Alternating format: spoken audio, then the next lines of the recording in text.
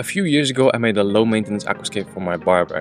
That layout looked great for a while, but recently got absolutely infested with cladophora algae. And this stuff is impossible to get rid of. So a good excuse to make something new.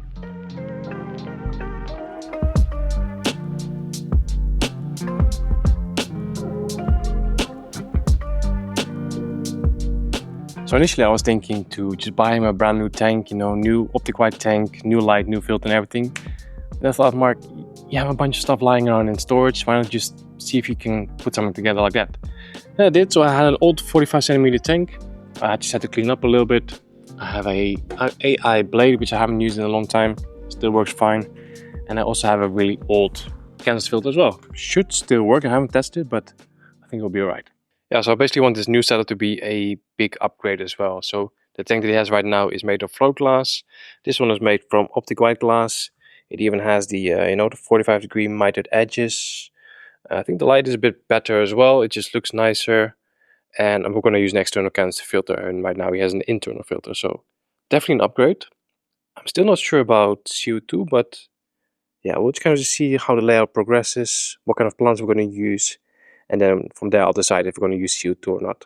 So I already had a look at my hardscape collection and I found two really nice pieces of, I think this is called black slim wood. It's already been used before, so it still has some moss and stuff on it. But yeah, I think this will look nice. I'm thinking of making another triangular style layout. So I was thinking this one flat on the bottom, so like this. And then this one kind of just on top of it, or just a bit at an angle, something like that. That's kind of the rough idea. But first let's build the substrate layer. Okay, so for the substrate, first thing going in is some crushed lava rock. So I've just washed it a little bit because straight out of the bag it's a little bit dusty. Then on top of the crushed lava rock I'm going to add the substrate from dental plants. This is a very nutrient-rich, sort of like base layer, which is especially good for long-term setups. And this one is definitely going to be like 1 or 2 years. Top of the crushed lava, eventually we'll all start mixing, just create like a really nutrient-rich base layer. So I think it's mostly just clay, but it has some other nutrients as well. I'm just going to spread it down a little bit. And that way also it will already sort of like sink through the gaps of the lava rock. Then this is totally optional, but I still have these substrate additives from ADA. So we have some, let's see, beneficial bacteria, something that encourages bacteria growth, and something that encourages root growth. So totally optional, but since I have these lying around, I want to add them as well. I want this to be a long-term setup, like at least a year or two. And I think the key to a successful long-term aquascape is just a really good substrate layer. So. Okay, then lastly, I'm just going to cover everything with normal Aquasoil and then substrate layer is done.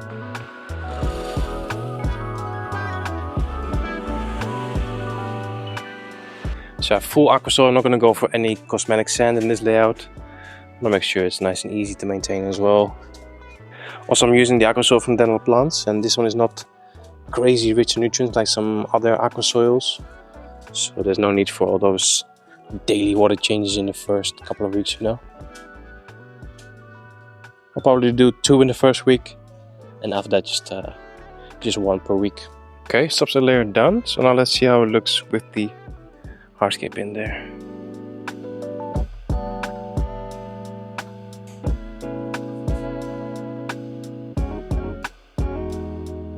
So I think that looks pretty cool already. In the barbershop there's a wall on the right side here. People are going to be mostly viewing it kind of from an angle like this. So then the front and the left side, both of them just have to be a little bit more open. So triangular composition just works great that way. Definitely need some rocks as well, just to make sure the wood's not going to float. So these are ADA Yamaya stones, have a really nice gray color, and they don't alter the water parameters, which is exactly what I want. So I'm kind of just placing the rocks against the wood, so then I have several contact points and I can glue the rocks to the wood.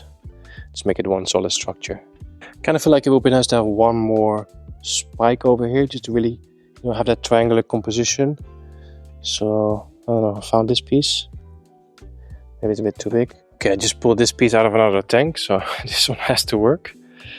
Let's see, are they upright like this?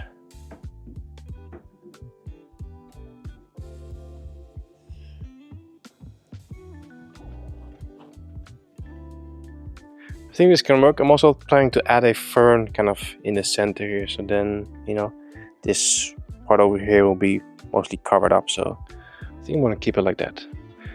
And maybe just one more rock over here, otherwise it's too empty. Here we go, just a really nice and simple triangular composition. I think it looks great. And those first two pieces of wood that I used are definitely gonna float, so the next step is to glue everything together. For my liquid super glue, my cotton pad, and a precision tip. I'll leave links to everything in the video description, but this is my my go-to materials for gluing hardscape down.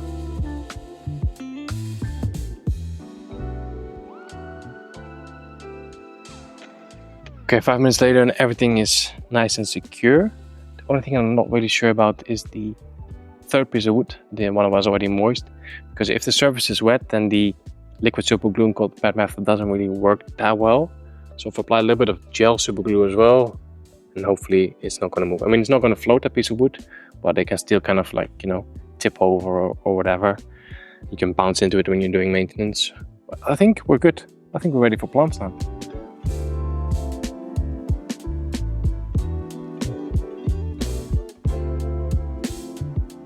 Okay, it's actually been 2 days since the last clip. I was getting ready for planting. I opened the box and about 75% of my order was missing. Not exactly sure what happened there, but doesn't matter. Plants are here now. So for the foreground, I'm going to do a mix of Helantium Tantalum Red and Marsilea hirsuta. Then for the midground, I actually just have a variety of different crypts. And for the background, I have some Hygrophillas, Siamensis, Polysperma, and I think Corymbosa as well. So the background is going to be relatively fast-growing plants, but they're easy to maintain, you know. So before we start planting, I'm just going to give everything a quick spray. Okay, first plant going in, Helantium Tantalum Red. I don't know if it will actually go red in this tank because the light is not that powerful. I don't think I'll run it at 100% intensity either, just to keep it sort of slow growing and so make sure we don't get too much algae or anything. Okay, Helantium done, so next up I'm going in with the Marsilea hirsuta. I just really love a mixed carpet, you know. I think it just looks so natural and you have different textures in the foreground as well. Now the Helantium will probably grow faster than the Marsilea, so it could be that, you know, in 6 months or in a year we don't have any Marsilea left, but we'll see. We'll just let nature do its thing. Here we go. That's the foreground basically done. So let's move on to the midground. So I got these crypts from a Dutch online store. And they came in without labels. So I think this is Crypt Novelli. I can't remember exactly what I ordered. I think it's either Crypt Novelli or Crypt Villicii. Then this one looks similar, but this is the Crypt Costata. I've actually never used this one before. Okay, foreground done. Some of the crypts are in as well. And I've basically kind of planted them in the midground, but also in the back left corner, just to make sure, you know, that we keep that triangular composition, and the left side will be a bit low as well. So what I'm going to do next might be a bit shocking to some people, but I have a few more crypts, but they're absolutely massive. Like, they've all been grown immersed, and immersed they usually grow a lot bigger. So I would add them in here. It's just going to look a little bit weird. Also, a lot of these leaves, because they're grown immersed, they're going to like start melting, because they have to transition, you know, to the submerged conditions. So what I'm going to do is I'm actually going to cut all the leaves off. Here we go. So we just have that left. It's not going to focus. Camera always wants to focus on my face, so I need to hold it in front of my face to focus on the plant. But basically we just have some roots and a few, call it stems or just parts of the leaves. But basically this way the plant can immediately start. Why am I still holding the scissors? But basically this way the plant can immediately start growing the submerged leaves, and it will just transition a lot faster. We don't get all those melting leaves decomposing in the water column and potentially causing algae. So it's a bit drastic, but it actually works really well. Same thing with this one over here. This is the Crypt Patchy Pink, and I know for sure that this one will grow a lot smaller underwater. So same thing. Boom. So just planting this. It's going to look a bit weird for the first couple of weeks, but eventually it will look really nice. We're gonna have a really nice and compact, beautiful crypt. Then for the background I had these hygrophillas, and same thing, you know, like they're absolutely massive. So if I put them in there like that, I mean, it can work, but I mean, all of these leaves that you see over here, they will all start melting and just create a huge, yeah, how do you call it, just waste and just bioload, you know. So same thing, I'm gonna take them out and trim them here and just plant the bottom part with the roots. Right, so that's what we have left. So this is the hygrophila. I think this is Siamensis. Again, didn't have a label, but I ordered Siamensis and Cornbows, and I think this is the Siamensis. So this is quite a fast growing plant, so I'm curious to see how long it's going to take, you know, to see new leaves and for this one to reach the water surface. Okay, then over here I have the Hygrophila polysperma stems and roots. Okay, then lastly we still need something on the wood, like a fern. Now in my plant holding tank I still had this Java Fern Mini, I think it's called. It's not in the best condition, there's some brown leaves on there, but I can take them off. Actually, look at this. On this dead leaf, it's like a bunch of new Java ferns growing. How cool is that? Okay, let's see how this looks. Can I just wedge it in there? Yeah. And then maybe another one sort of over here. I found a few portions of Anubias in my plant holding tank as well. Can add them in. Okay guys, I think we are done planting. I've also added a little bit of moss on these two branches over here. That's gonna look pretty cool. So yeah, I think we're gonna have to fill it up. Like I said, I want to keep the tank here for a little bit, let it grow in for a week or two, and maybe once the diatom phase is done, then I can move it to the barber shop.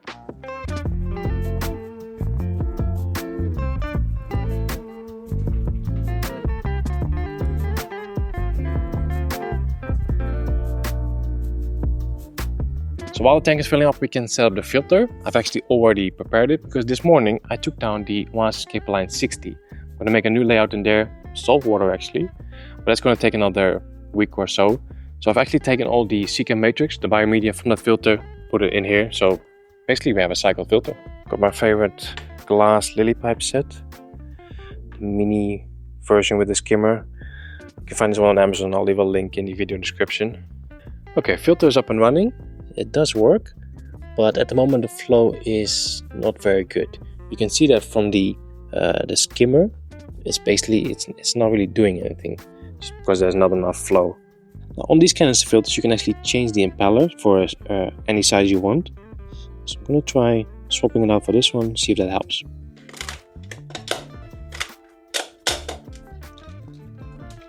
It's actually the exact same impeller, so I think there's something else going on that's blocking the flow somehow.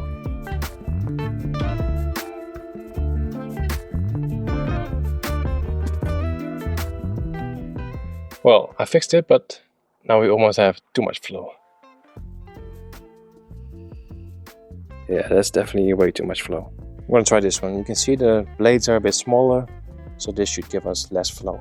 Here we go, I think now it's perfect. The skimmer could probably still work a little bit better, but I can always close the valve at the bottom over there, you know, so I think it's good. Okay, so the next step is to remineralize the water, and for that I'm going to use the Secam Equilibrium.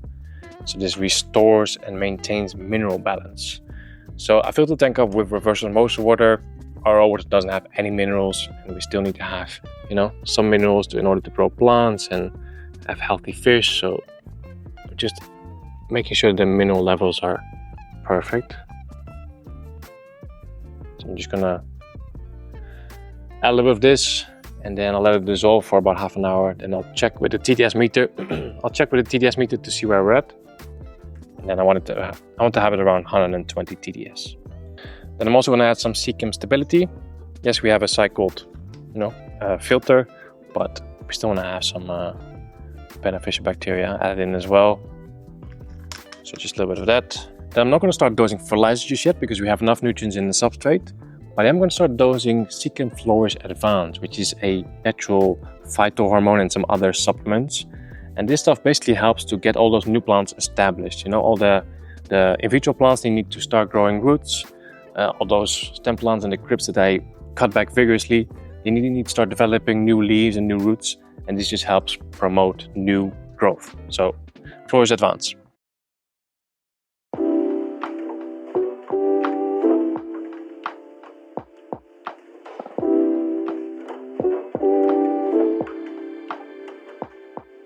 It has been almost 7 weeks since I planted this tank, and today I'm finally going to move the tank to the barber shop. My barber is currently on holiday, so I don't have to worry about interrupting anything. This tank has been standing in the middle of my studio all this time, so I'm happy I can finally move it to its new location. Now, moving a tank of this size is pretty simple. I just start by draining the tank. You want to make sure you remove as much water as possible. Obviously to make it lighter, but also to avoid things from shifting during transport. It does help that the plants have had time to grow, because the roots will help keep the substrate in place. Next up, I like to add a bunch of paper towels and spray them with some water. This is just to prevent the plants from drying out. After that, I cover the tank with cling film, and then we're ready to go.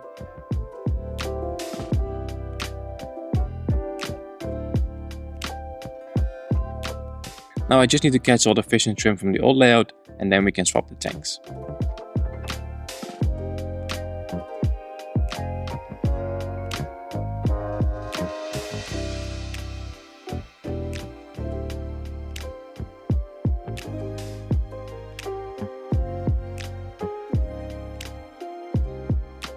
Okay, tank is all filled up.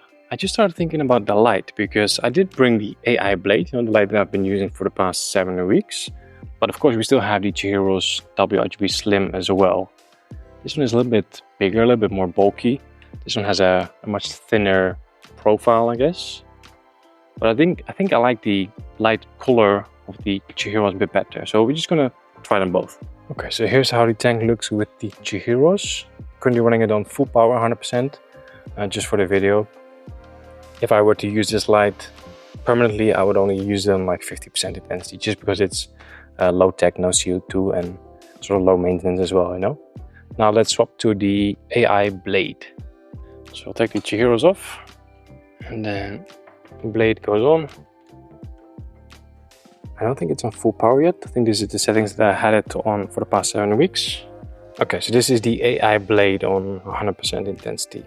As you can see, it's a bit different. This brings out a little bit more of the reds in my opinion, which is nice, especially, you know, because we have the lantern red in the foreground. We have some nice reddish brownish grits. Now I'm not sure. Let's go back again. So AI blade, Chihiro's. Yeah, I feel like now the Chihiro's is just making everything very green in my opinion. We can change the settings on the Chihiro's, of course. So now I have the Chihiro's on the shrimp settings, so a little bit more red. I feel like this is similar to the AI blade. You know what, guys? I think I'm going to keep the Chihiro's on. Also because it kind of matches with the interior of the barbershop. You know, you can see that the stand has some black accents. We have a black line on the top over here. So yeah, let's just stick with the Chihiro's. Okay, so the tank is filled up, filters up and running. So I think we can release the fish back in, fish and the shrimp. Here we go, guys. Welcome to your new home.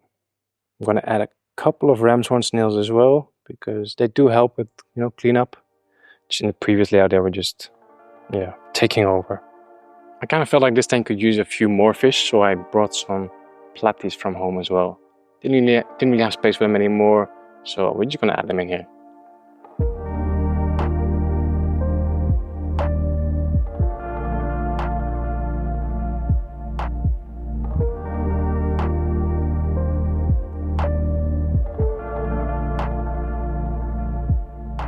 So there you have it, guys, a new layout in my barbershop.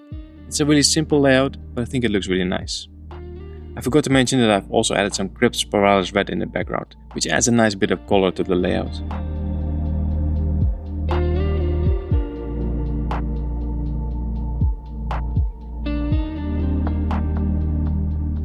Now for the past 7 weeks I have used CO2 in this tank, but I'm now going to keep it running without and see how it goes. I couldn't resist sending my barber a little sneak preview of his new tank, and he was really happy with it. Hope you guys like it as well. As always, thanks for watching, and I'll see you in the next one.